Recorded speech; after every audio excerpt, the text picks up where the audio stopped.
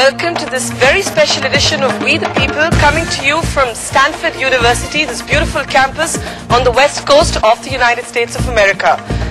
India and America are both entering very interesting, very volatile and very unpredictable election seasons. Here in America, of course, people are already speculating about whether the US is going to get its first African-American president. And the clamor for change from people one has met here is unmistakable. Back home in India, the government and ordinary Indians are trying to walk this slippery slope between our newfound self-image as a global powerhouse and the increasing disparity between India's rich and India's poor. But there's one thing that's certain.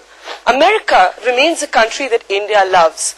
Even when the contentious and often disliked President Bush was at the helm of affairs and not on his way out, polls repeatedly showed that America remained one of India's and the Indian people's favorite destinations.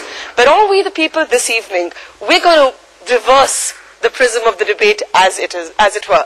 We're going to look at how people here, students, a mix of panelists from all walks of life, from Silicon Valley to economics, to the world of academia, to the world of business, how they look at India.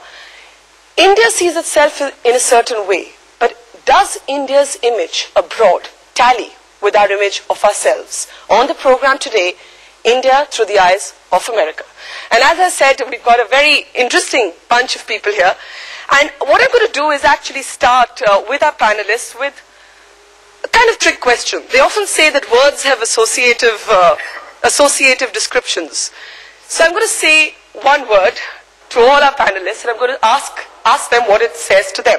Let me start with Kavil Rekhi. If I said the word India to you in one sentence, what would it be for you? A land of contrast. And what's the most glaring contrast? Super rich and super poor. Super rich and super poor. And we don't like talking about the super poor. We don't like talking about the fact that more than 300 million people in India live on $1 a day and less. Ann Kruger, India for you. A country of rich contrast, I would have said. I would have placed more emphasis on culture, history, and tradition, perhaps, but I would also recognize that India is now rapidly moving upward. Professor Boskin, the word America. America means freedom, opportunity. America means leadership in the world. With respect to India, I would say Americans view India incredibly favorably, but increasingly in our political debate, India is rarely used in a sentence without the word "and China" attached to it. That has a lot of good things to say about it, but also some difficulties. All right. So, NK, the next word to you should be China. What does China say to you? Well, I think that what India tells me, of course, is diversity challenges, opportunity contrasts. On the move, 2 steps forward, perhaps 1 step back, but overall, a great leap forward. But China? China has leapt ahead. And India and China as complementary, not necessarily competitive. Well, I'm not sure that that's how India really sees it or America sees it, but we'll get into that later. George Scalise, what does the word Bangalore say to you? Bangalore says technology. It says it's a center for an awful lot of the best of what India has to offer today. There are young people going to work in these new and emerging companies. They're the backbone for the economy of India of tomorrow. Jamshed Irani, what does the word Jaguar say to you?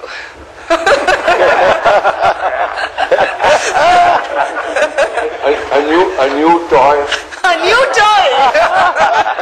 A new toy. Now, there's some whistles and catcalls from the audience here. I think some would say this is cocky New India. Nick, I won't say what does toy say to you, but outsourcing, because it takes you to that. And Thomas Friedman here wrote that famous thing about how when he was growing up, people would say, eat up your food, don't leave anything on the plate, think of all the poor hungry Indians. And now he tells his children, eat up your food because all the Indians will come and take it away. First mode, I'm still eating everything on my plate. Outsourcing, storm in a teacup, natural progression, exactly what we should hope to see in the world as comparative advantage shifts.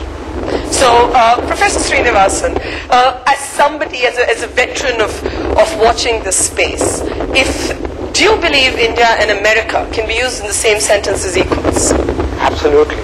Equals? Equals. In many dimensions, starting from the most important dimension in my view, a vibrant participatory democracy. And that's, for me, says it all. Okay, so we've set sort of the broad parameters of some of the issues that we're going to be looking at, but let's get some of our other more interesting voices here on this side. Sohail Seth, what does the word nuclear deal say to you? Confusion compounded by the fact that America and India have yet another thing in common. We have great people with terrible governments. So they just can't make up their mind. And I think it's not about capturing opportunities, it's about missing opportunities. And that to my mind is what the nuclear deal spells. And it's sad because we're sitting here in the temple of technology for the world, and we can't focus ourselves on something as simple and let ourselves be taken for a ride by the communists. All right, Narendra Jadhav, as somebody who is of course an economist, but has also written about your experience of growing up Dalit in India, I'm not going to ask you what the word caste says to you. I'm going to ask you in the United States of America what the word race says to you. The word race reminds me of caste in India. Both have similarities in terms of discriminating a very large mass of society against their will. All right, so those are some of the themes. Let's get Sabir Bhatia in. We know him in India as the founder and then the seller of Hotmail. But of course, you've moved on to other things since then, Sabir. What does George Bush, the word George Bush, say to you? Big mistake. All right, so big mistake. So we've laid out the parameters of our debate. Let's before we start getting voices, and we've got a great mix of people here: Indians, South Asian Americans, really all walks of life, and many prominent business people from India also part of this India conference at Stanford. Kamal Rekhi, let me go back to you. Would you say that India views itself, when you talk to the urban Indian today, and you saw the catcalls that went out when Jamshed Irani described Jaguar as this new toy, would you say that the way we see ourselves back in India is the way the world sees us now, and specifically America, as somebody who straddled both worlds, Kaval? Yeah, I think the self-image is maybe slightly ahead, but the image in the world is improving very rapidly. So Indians feel that they have arrived, and everybody else feels that they are still arriving. So the self-image is ahead of ourselves, you think? I believe so. And is India too cocky? No, I think India is in some danger of getting complacent before it's time. It's time, and that is a risk. I don't think India is too cocky. In fact, I think increased self-confidence has been an excellent thing and something that I hope will continue. But self-confidence means also that you can look around and see what else needs doing.